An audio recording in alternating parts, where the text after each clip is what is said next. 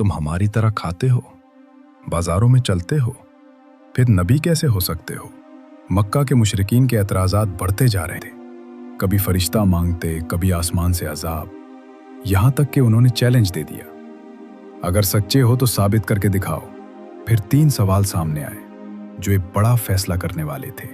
नबी सल्लल्लाहु अलैहि वसल्लम ने फरमाया, मैं कल जवाब दूंगा। लेकिन जब अगला दिन आया तो वही ना आई और लोग बातें बनाने लगे। आइए इस वीडियो में जानते हैं कि इस वाकये में असल में क्या हुआ। एक मुशरिक कहने लगा, आप इसी तरह खाना खाते हैं जिस तरह हम खाते हैं, इसी तरह बाजारों में चलते हैं जिस तरह हम चलते हैं, हमारी तरह ही जिंदगी की जरूरियात पूरी करते हैं, लिहाजा आपको क्या हक है कि नबी कहकर खुद को नुमाया करें? और ये कि आपके साथ कोई फरिश्ता क्यों नहीं उतरा जो आपकी तस्दीक करता? इस पर अल्लाह ताला ने सूरह फुरकान की आयत 7 नाजिल फरमाई। और ये काफिर लोग रसूलुल्लाह सल्लल्लाहु अलैहि वसल्लम की निस्बत यूं कहते हैं कि उस रसूल को क्या हो गया है कि वो हमारी तरह खाना खाता है और बाजारों में चलता फिरता है। इसके साथ कोई फरिश्ता क्यों नहीं भेजा गया कि वो उसके साथ रहकर डराया करता? इसके पास गैब से कोई खजाना आ पड़ता या उसके पास कोई बाग होता जिससे ये खाया करता? और ईमान लाने वालों से ये जालिम लोग ये भी कहते हैं कि तुम तो एक बेअक्ल आदमी की राह पर चल रहे हो। फिर जब उन्होंने ये कहा कि अल्लाह ताला की ज़ात इससे बहुत बुलंद है कि वो हम ही में से एक बंदे को रसूल बनाकर भेजे, तो इस पर अल्लाह ताला ने सूरह यूनुस की आयत नाजिल फरमाई। क्या उन मक्का के लोगों को इस बात से ताज्जुब हुआ कि हमने उनमें से एक शख्स के पास वही भेज दी कि सब आदमियों को अल्लाह के अहकामात के खिलाफ चलने पर डराएं, और जो ईमान ले आए उन्हें खुशखबरी सुना दे कि उन्हें अपने रब के पास पहुंचकर पूरा रुतबा मिलेगा। इसके बाद उन लोगों ने आप सल्लल्लाहु अलैहि वसल्लम से कहा, हम पर आसमान के टुकड़े टुकड़े करके गिरा दूं, जैसा कि तुम्हारा दावा है कि तुम्हारा रब जो चाहे कर सकता है। हमें मालूम हुआ है कि तुम जिस रहमान का जिक्र करते हो वो रहमान यमामा का एक शख्स है, वो तुम्हें ये बातें सिखाता है। हम लोग अल्लाह की कसम कभी रहमान पर ईमान नहीं लाएंगे। यहाँ रहमान से उन लोगों की मुराद यमामा के एक यहूदी काहन से थी। इस बात के जवाब में अल्लाह ताला ने सूरह अर्राद की आयत 30 नाजिल फरमाई। आप फरमा दीजिए कि वही मेरा मुरब्बी और निगहबान है, इसके सिवा कोई इबादत के काबिल नहीं। मैंने उसी पर भरोसा कर लिया और उसी के पास मुझे जाना है। उस वक्त आप पर रंज और गम की कैफियत तारी थी। आपकी ऐन ख्वाहिश थी कि वो लोग ईमान कबूल कर लें, लेकिन ऐसा ना हो सका, इसलिए गमगीन थे। इसी हालत में आप वहां से उठ गए। मुशरिकीन ने इस किस्म की और भी फरमाइशें की। कभी वो कहते सफ़ा पहाड़ को सोने का बनाकर दिखाएं, कभी कहते सीरी के जरिए आसमान पर चढ़कर दिखाएं और फरिश्तों के साथ वापस आएं। उनकी तमाम बातों के जवाब में अल्लाह ताला ने हज़रत जिब्रील अलैहिस्सलाम को आपकी खिदमत में भेजा। उन्होंने आकर कहा, ए मोहम्मद सल्लल्लाहु अलैहि वसल्लम, अल्लाह ताला आपको सलाम फरमाते हैं और फरमाते हैं कि अगर आप चाहें तो सफ़ा पहाड़ को सोने का बना दिया जाए। इसी तरह उनके जो मुतालिबात हैं उनको भी पूरा कर दिया जाए। लेकिन इसके बाद भी अगर ये लोग ईमान ना लाए तो फिर साबिक़ा कौमों की तरह उन पर हौलनाक अजाब नाजिल होगा, ऐसा अजाब कि आज तक किसी कौम पर नाजिल नहीं हुआ होगा। और अगर आप ऐसा नहीं चाहते तो मैं उन पर रहमत और तौबा का दरवाज़ा खुला रखूंगा। ये सुनकर आपने अर्ज़ किया, बारी ताला आप अपनी रहमत और तौबा का दरवाज़ा खुला रखें। दरअसल आप जानते थे कि कुरैश के ये मुतालबात जहालत की बुनियाद पर हैं, क्योंकि ये लोग रसूलों को भेजने की हिकमत को नहीं जानते थे। रसूलों का भेजा जाना तो दरअसल मखलूक का इम्तहान होता है, ताकि वो रसूलों की तस्दीक करें और रब ताला की इबादत करें। अगर अल्लाह ताला दरमियान से सारे पर्दे हटा दे और सब लोग आंखों से सब कुछ देख लें, तो फिर तो अंबिया और रसूलों को भेजने की ज़रूरत ही बाकी नहीं रहती और गैब पर ईमान लाने का कोई माना ही नहीं रहता। मक्का के मुशरिकीन ने 2 यहूदी आलिमों के पास अपने आदमी भेजे। ये यहूदी आलिम मदीना में रहते थे। दोनों कासिदों ने यहूदी आलिमों से मुलाकात की और उनसे कहा, हम आपके पास अपना एक मामला लेकर आए हैं। हम लोगों में एक यतीम लड़का है, उसका दावा है कि वो अल्लाह का रसूल है। ये सुनकर यहूदी आलिम बोले, हमें इसका हुलिया बताओ। कासिदों ने नबी अकरम सल्लल्लाहु अलैहि वसल्लम का हुलिया बता दिया। तब उन्होंने पूछा, तुम लोगों में से किन लोगों ने उनकी पैरवी की है? उन्होंने जवाब दिया, कम दर्जे के लोगों ने। अब उन्होंने कहा, तुम जाकर उनसे 3 सवाल करो। اگر انہوں نے ان 3 سوالات کے جوابات دے دیے تو وہ اللہ کے نبی ہیں، اور اگر جواب نہ دے سکے تو پھر سمجھ لینا وہ کوئی جھوٹا شخص ہے۔ پہلے ان سے ان نوجوانوں کے بارے میں سوال کرو جو پچھلے زمانے میں کہیں نکل گئے تھے، یعنی اصحاب کہف کے بارے میں پوچھو کہ ان کا کیا واقعہ تھا، اس لیے کہ ان کا واقعہ نہایت عجیب و غریب ہے۔ ہماری پرانی کتابوں کے علاوہ اس واقعے کا ذکر کہیں نہیں ملے گا۔ اگر وہ نبی ہیں تو اللہ تعالیٰ کی طرف سے خبر پا کر ان کے بارے میں بتا دیں گے، ورنہ نہیں بتا سکیں گے۔ پھر ان سے یہ پوچھنا کہ سکندر ذوالقرنین کون تھا، اس کا کیا قصہ ہے۔ پھر ان سے روح کے بارے میں پوچھنا کہ وہ کیا چیز ہے۔ اگر انہوں نے پہلے دونوں سوالوں کا جواب دے دیا اور ان کا واقعہ بتا دیا، اور تیسرے سوال یعنی روح کے بارے میں بتا دیا، تو تم لوگ سمجھ لینا کہ وہ سچے نبی ہیں۔ اس صورت میں تم ان کی پیروی کرنا۔ یہ لوگ یہ 3 سوالات لے کر واپس مکہ آئے اور قریش سے کہا، ہم ایسی چیز لے کر آئے ہیں کہ اس سے ہمارے اور محمد کے درمیان فیصلہ ہو جائے گا۔ اس کے بعد انہوں نے ان سب کو تفصیل سنائی۔ اب یہ مشرکین حضور نبی کریم صلی اللہ علیہ وسلم کے پاس آئے۔ انہوں نے آپ سے کہا، اے محمد، اگر آپ اللہ کے سچے رسول ہیں تو ہمارے 3 سوالات کے جوابات بتا دیں۔ ہمارا پہلا سوال یہ ہے کہ اصحاب کہف کون تھے، دوسرا سوال ہے کہ ذوالقرنین کون تھے، اور تیسرا سوال ہے کہ روح کیا چیز ہے۔ آپ نے ان کے سوالات سن کر فرمایا، میں ان سوالات کے جوابات تمہیں کل دوں گا۔ نبی اکرم صلی اللہ علیہ وسلم نے اس جملے میں انشاءاللہ نہ فرمایا، یعنی یہ نہ فرمایا انشاءاللہ میں تمہیں کل جواب دوں گا۔ قریش آپ کا جواب سن کر واپس چلے گئے۔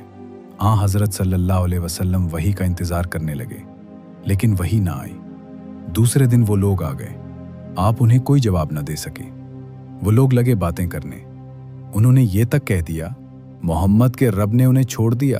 ان لوگوں میں ابو لہب کی بیوی ام جمیل بھی تھی۔ اس نے بھی یہ الفاظ کہے، میں دیکھتی ہوں کہ تمہارے مالک نے تمہیں چھوڑ دیا ہے اور تم سے ناراض ہو گیا ہے۔ نبی اکرم صلی اللہ علیہ وسلم کو قریش کی یہ باتیں بہت شاق گزری۔ آپ بہت پریشان اور غمگین ہو گئے۔ آخر جبریل علیہ السلام سورہ کہف لے کر نازل ہوئے۔ اللہ تعالیٰ کی طرف سے آپ کو ہدایت کی گئی، اور آپ کسی کام کی نسبت یوں نہ کہا کیجیے کہ اس کو کل کر دوں گا، مگر اللہ کے چاہنے کو ملا لیا کیجیے، یعنی انشاءاللہ کہا کیجیے۔ آپ بھول جائیں تو اپنے رب کا ذکر کیا کیجیے اور کہہ دیجیے کہ مجھے امید ہے میرا رب مجھے نبوت کی دلیل بننے کے اعتبار سے اس سے بھی نزدیک تر بات بتا دے گا۔ سورہ کہف۔ مطلب یہ تھا کہ جب آپ یہ کہیں کہ آئندہ فلاں وقت پر میں یہ کام کروں گا تو اس کے ساتھ انشاءاللہ ضرور کہا کریں۔ اگر آپ اس وقت اپنی بات کے ساتھ انشاءاللہ ملانا بھول جائیں اور بعد میں یاد آ جائے تو اس وقت انشاءاللہ کہہ دیا کریں، اس لیے کہ بھول جانے کے بعد یاد آنے پر وہ انشاءاللہ کہہ دینا بھی ایسا ہے جیسے گفتگو کے ساتھ کہہ دینا ہوتا ہے۔ اس موقع پر وحی میں دیر اسی بنا پر ہوئی تھی کہ آپ نے انشاءاللہ نہیں کہا تھا۔ جب جبریل علیہ السلام سورہ کہف لے کر آئے تو آپ نے ان سے پوچھا تھا، جبریل، تم اتنی مدت میرے پاس آنے سے رکے رہے، اس سے تشویش پیدا ہونے لگی تھی۔ جواب میں حضرت جبریل علیہ السلام نے عرض کیا، ہم آپ کے رب کے حکم کے بغیر نہ ایک زمانے سے دوسرے زمانے میں داخل ہو سکتے ہیں، نہ ایک جگہ سے دوسری جگہ جا سکتے ہیں۔ ہم تو صرف اس کے حکم پر عمل کرتے ہیں۔ اور یہ جو کفار کہہ رہے ہیں کہ آپ کے رب نے آپ کو چھوڑ دیا ہے، تو آپ کے رب نے آپ کو ہرگز نہیں چھوڑا، بلکہ یہ سب اس کی حکمت کے مطابق ہوا ہے۔ پھر حضرت جبریل علیہ السلام نے آپ کو اصحاب کہف کے بارے میں بتایا، ذوالقرنین کے بارے میں بتایا، اور پھر روح کے بارے وضاحت کی۔ اصحاب کہف کی تفصیل تفسیر ابن کثیر کے مطابق یوں ہے، وہ چند نوجوان تھے، دین حق کی طرف مائل ہو گئے تھے اور راہ ہدایت پر آ گئے تھے۔ یہ نوجوان پرہیزگار تھے، اپنے رب کو معبود مانتے تھے، یعنی توحید کے قائل تھے، ایمان میں روز بروز بڑھ رہے تھے، اور یہ لوگ حضرت عیسیٰ علیہ السلام کے دین پر تھے۔ لیکن بعض روایات سے یہ بھی معلوم ہوتا ہے کہ یہ واقعہ حضرت عیسیٰ علیہ السلام سے پہلے کا ہے، اس لیے کہ یہ سوال یہودیوں نے پوچھے تھے، اور اس کا مطلب ہے کہ یہودیوں کی کتابوں میں یہ واقعہ موجود تھا۔ اس سے یہ ثابت ہوتا ہے کہ یہ واقعہ حضرت عیسیٰ علیہ السلام سے پہلے کا ہے۔ قوم نے ان کی مخالفت کی، ان لوگوں نے صبر کیا، उस जमाने के बादशाह का नाम दकियानूस था। वो मुशरिक था। उसने सबको शिर्क पर लगा रखा था भी बहुत जालिम, बुत परस्ती कराता था। वहां सालाना मेला लगता था। ये नौजवान अपने माँ बाप के साथ इस मेले में गए। वहां उन्होंने बुत परस्ती होते देखी। ये वहां से बेजार होकर निकल आए और सब एक दरख्त के नीचे जमा हो गए। इससे पहले ये लोग अलग अलग थे, एक दूसरे को जानते नहीं थे। आपस में बातचीत शुरू हुई तो मालूम हुआ ये सब बुत परस्ती से बेजार होकर मेले से चले आए हैं। अब ये आपस में घुल मिल गए। उन्होंने अल्लाह की इबादत के लिए एक जगह मुकर्रर कर ली। रफ्ता रफ्ता मुशरिक कौम को उनके बारे में पता चल गया। वो उन्हें पकड़कर बादशाह के पास ले गए। बादशाह ने उनसे सवालात किए तो उन्होंने निहायत दलेरी से शिर्क से बुरी होने का ऐलान किया। बादशाह और दरबारियों को भी तौहीद की दावत दी। उन्होंने साफ कह दिया, हमारा रब वही है जो आसमान और ज़मीन का खालिक है और ये नामुमकिन है कि हम उसके सिवा किसी और की इबादत करें। उनकी इस साफ गोई पर बादशाह बिगड़ा। उसने उन्हें डराया धमकाया और कहा कि अगर ये बाज ना आए तो मैं उन्हें सख्त सजा दूंगा। बादशाह का हुक्म सुनकर उनमें कोई कमजोरी पैदा ना हुई। उनके दिल और मजबूत हो गए, लेकिन साथ ही उन्होंने महसूस कर लिया कि यहाँ रहकर वो अपनी दीनदारी पर कायम नहीं रह सकेंगे। इसलिए उन्होंने सबको छोड़कर वहां से निकलने का इरादा कर लिया। जब ये लोग अपने दीन को बचाने के लिए कुर्बानी देने पर तैयार हो गए तो उन पर अल्लाह ताला की रहमत नाजिल हुई। उनसे फरमा दिया गया, जाओ तुम किसी गार में पनाह हासिल करो, तुम पर तुम्हारे रब की रहमत हो गई और वो तुम्हारे काम में आसानी और राहत मुहैया फरमावेगा। बस ये लोग मौका पाकर वहां से भाग निकले और एक पहाड़ के गार में छुप गए। कौम ने उन्हें हर तरफ तलाश किया लेकिन वो ना मिले। अल्लाह ताला ने उन्हें उनके देखने से आजिज कर दिया। बिल्कुल इसी किस्म का वाक़या हुजूर नबी करीम सल्लल्लाहु अलैहि वसल्लम के साथ पेश आया था, जब आपने हज़रत अबू बकर सिद्दीक़ रज़ी अल्लाह अन्हु के साथ गार में पनाह ली थी। लेकिन मुशरिकीन गार के मुंह तक आने के बावजूद आपको नहीं देख सके थे। इस वाक़े में भी चंद रिवायात में तफसील इस तरह है कि बादशाह के आदमियों ने उनका ताक़ुब किया था और गार तक पहुंच गए थे, लेकिन गार में वो उन लोगों को नजर नहीं आए थे। कुरान करीम का ऐलान है कि इस गार में सुबह शाम धूप आती जाती है। ये गार किस शहर के किस पहाड़ में है ये यकीनी तौर पर किसी को मालूम नहीं। फिर अल्लाह ताला ने उन पर नींद तारी कर दी। अल्लाह ताला उन्हें करवटें बदलवाते रहे। उनका कुत्ता भी गार में उनके साथ था। अल्लाह ताला ने जिस तरह अपनी कुदरत कामला से उन्हें सला दिया था, इसी तरह उन्हें जगा दिया। वो 309 साल तक सोते रहे थे। अब 309 साल बाद जागे तो बिल्कुल ऐसे थे जैसे अभी कल ही सोए थे। उनके बदन, खाल, बाल, गर्ज हर चीज बिल्कुल सही सलामत थी, यानी जैसे सोते वक्त थे बिल्कुल वैसे ही थे। किसी किस्म की कोई तब्दीली वाक़ई नहीं हुई थी। वो आपस में कहने लगे, क्यों भाई, भला हम कितनी देर तक सोते रहे हैं? एक ने जवाब दिया, 1 दिन या इससे भी कम। ये बात उसने इसलिए कही थी कि वो सुबह के वक्त सोए थे और जब जागे तो शाम का वक्त था, इसलिए उन्होंने यही ख्याल किया कि वो 1 दिन या इससे कम सोए हैं। फिर एक ने यह कहकर बात खत्म कर दी, उसका दुरुस्त इल्म तो अल्लाह को है। अब उन्हें शदीद भूख प्यास का एहसास हुआ। उन्होंने सोचा बाजार से खाना मंगवाना चाहिए।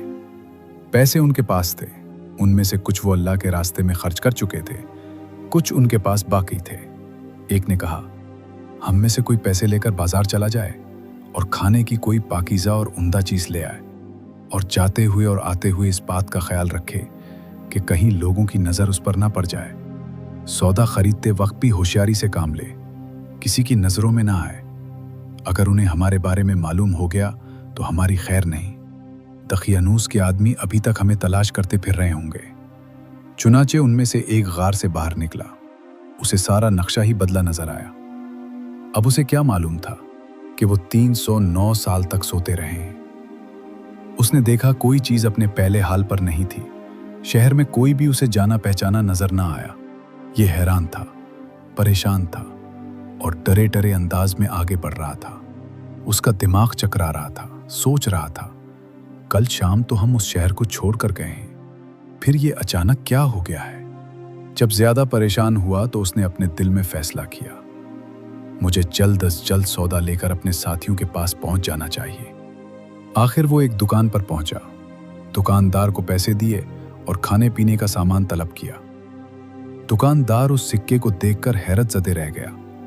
उसने वो सिक्का साथ वाले दुकानदार को दिखाया और बोला, भाई जरा देखना, इस सिक्का किस जमाने का है। उसने दूसरे को दिया। इस तरह सिक्का कई हाथों में घूम गया। कई आदमी वहां जमा हो गए। आखिर उन्होंने इससे पूछा, तुम ये सिक्का कहां से लाए हो? तुम किस मुल्क के रहने वाले हो? जवाब में उसने कहा, मैं तो इसी शहर का रहने वाला हूं। कल शाम ही को तो यहां से गया हूं। यहां का बादशाह दकियानूस है। वो सब उसकी बात सुनकर हंस पड़े और बोले, ये तो कोई पागल है, इसे पकड़कर बादशाह के पास ले चलो। आखिर उसे बादशाह के सामने पेश किया गया। वहां उससे सवालात हुए। उसने तमाम हाल कह सुनाया। बादशाह और सब लोग उसकी कहानी सुनकर हैरत ज़दा रह गए। आखिर उन्होंने कहा, अच्छा ठीक है, तुम हमें अपने साथियों के पास ले चलो, वो गार हमें भी दिखाओ। चुनाचे सब लोग उसके साथ गार की तरफ रवाना हुए। उन नौजवानों से मिले और उन्हें बताया कि दकियानूस की बादशाहत खत्म हुए 3 सदियां बीत चुकी हैं और अब यहां अल्लाह के नेक बंदों की हुकूमत है। बहरहाल उन नौजवानों ने अपनी बकिया जिंदगी इसी गार में गुजारी और वहीं वफात पाई। बाद में लोगों ने उनके एजाज के तौर पर पहाड़ की बुलंदी पर एक मस्जिद तामीर की थी। एक रिवायत यह भी है कि जब शहर जाने वाला पहला नौजवान लोगों को लेकर गार के करीब पहुंचा तो उसने कहा, तुम लोग यहीं ठहरो, मैं जाकर उन्हें खबर कर दूं। अब ये उनसे अलग होकर गार में दाखिल हो गया। साथ ही अल्लाह ताला ने उन पर फिर नींद तारी कर दी। बादशाह और उसके साथी उसे तलाश करते रह गए। न वो मिला और ना ही वो गार उन्हें नजर आया। अल्लाह ताला ने उनकी नजरों से गार को और उन सब को छुपा दिया। उनके बारे में लोग ख्याल जाहिर करते रहे कि वो 7 थे, 8वां उनका कुत्ता था, या वो 9 थे, 10वां उनका कुत्ता था। बहरहाल उनकी गिनती का सही इल्म अल्लाह ही को है। अल्लाह ताला ने अपने नबी सल्लल्लाहु अलैहि वसल्लम से इरशाद फरमाया, उनके बारे में ज्यादा बहस ना करें और ना उनके बारे किसी से दरियाफ्त करें, क्योंकि उनके बारे में लोग अपनी तरफ से बातें करते हैं, कोई सही दलील उनके पास नहीं। मुशरिकीन का दूसरा सवाल था, जुल्करनैन कौन था? जुल्करनैन के बारे तफसीलात यूं मिलती हैं। जुल्करनैन एक नेक, खुदा रसीदा और ज़बरदस्त बादशाह था। उन्होंने 3 बड़ी मुहिम्मात सर की। पहली मुहिम में वो उस मकाम तक पहुंचे जहां सूरज गुरूब होता है। यहां उन्हें एक ऐसी कौम मिली जिसके बारे में अल्लाह ने उन्हें इख्तियार दिया, चाहें तो इस कौम को सजा दें, चाहें तो उनके साथ नेक सलूक करें। जुल्करनैन ने कहा कि जो शख्स जालिम है हम उसे सजा देंगे और मरने के बाद अल्लाह ताला भी उसे सजा देंगे, अलबत्ता मोमिन बंदों को नेक बदला मिलेगा। दूसरी मुहिम में वो इस मकाम तक पहुंचे जहां से सूरज तुलू होता है। वहां उन्हें ऐसे लोग मिले जिनके मकानात की कोई छत वगैरह नहीं थी। तीसरी मुहिम में वो 2 घाटियों के दरमियान पहुंचे। यहाँ के लोग उनकी बात नहीं समझते थे। उन्होंने इशारों में या तर्जुमान के जरिए याजूज माजूज की तबाहकारियों का शिकवा करते हुए उनसे दरख्वास्त की कि वो उनके और याजूज माजूज के दरमियान बंद बना दे। जुल्करनैन ने लोहे की चादरें मंगवाई, फिर उनसे एक दीवार बना दी। इसमें तांबा पिघलाकर डाला गया। इस काम के होने पर जुल्करनैन ने कहा, यह अल्लाह का फजल है कि मुझसे इतना बड़ा काम हो गया। कयामत के करीब याजूज माजूज इस दीवार को तोड़ने में कामयाब हो जाएंगे। जुल्करनैन के बारे में मुख्तलिफ वजाहतें किताबों में मिलती हैं। करनैन के मानी 2 सिमतों के हैं। जुल्करनैन दुनिया के 2 किनारों तक पहुंचे थे, इसलिए उन्हें जुल्करनैन कहा गया। बाज ने कर्न के मानी सैंग के लिए हैं, यानी 2 सैंगों वाले। उनका नाम सिकंदर था। ये साम बिन नूह अलैहिस्सलाम की औलाद में से थे। खिज़र अलैहिस्सलाम उनकी फौज का झंडा उठाने वाले थे। तीसरे सवाल यानी रूह के बारे में अल्लाह ताला ने इरशाद फरमाया, ये लोग आपसे रूह के बारे में पूछते हैं, आप फरमा दीजिए कि रूह मेरे रब के हुक्म से कायम है, यानी रूह की हकीकत उसी के इल्म में है, इसके सिवा इसके बारे में कोई नहीं जानता। रूह के बारे में यहूदियों की किताबों में भी बिल्कुल यही बात दर्ज थी कि रूह अल्लाह ताला के हुक्म से कायम है। इसका इल्म अल्लाह ही के पास है और उसने अपने सिवा किसी को नहीं दिया। यहूदियों ने मुशरिकों से पहले ही कह दिया था कि अगर उन्होंने रूह के मुताल्लिक कुछ बताया तो समझ लेना वो नबी नहीं है। अगर सिर्फ ये कहा कि रूह अल्लाह के हुक्म से कायम है तो समझ लेना कि वो सच्चे नबी हैं। आपने बिल्कुल यही जवाब इरशाद फरमाया। कुरैश के लोग जब ये जवाबात सुन चुके तो बज़ाहिर खामोश हो गए, लेकिन उनके दिलों में एक तूफान बरपा था। वो जानते थे कि ये कलाम किसी आम इंसान का नहीं हो सकता, मगर फिर भी उनकी ज़बानें इकरार से इनकारी थीं। वो आपस में सरगोशियां करने लगे, जैसे कोई नई चाल सोच रहे हों। उनके चेहरों पर उलझन थी, मगर साथ ही जिद और तकब्बुर भी साफ नजर आ रहा था। उनमें से कुछ कहने लगे, ये तो जादू है, ऐसा कलाम जो दिलों को अपनी तरफ खींच लेता है। और कुछ ने कहा, नहीं, ये तो पहले लोगों की कहानियां हैं जो उसने कहीं से सुनकर हमें सुना दी हैं। ये सब कुछ सुनकर भी नबी करीम सल्लल्लाहु अलैहि वसल्लम खामोश रहे। आपके चेहरे पर न गुस्सा था न बेसब्री, बल्कि एक अजीब सी शफकत और दर्द था। आप जानते थे कि ये लोग हक को पहचान चुके हैं, मगर अपनी जिद की वजह से उससे दूर भाग रहे हैं। आपकी सबसे बड़ी ख्वाहिश यही थी कि ये लोग हिदायत पा जाएं, लेकिन उनके दिलों पर जैसे मोहर लग चुकी थी। इसी लम्हे अल्लाह ताला की तरफ से एक और हकीकत वाज़े कर दी गई कि हिदायत ज़बरदस्ती नहीं दी जाती। ये उन्हीं लोगों को नसीब होती है जो सच को दिल से कबूल करने के लिए तैयार हों। बाकी लोग चाहे कितनी ही निशानियां देख लें, कितने ही मौजज़े उनके सामने आ जाएं, वो फिर भी इनकार का रास्ता ही इख्तियार करते हैं।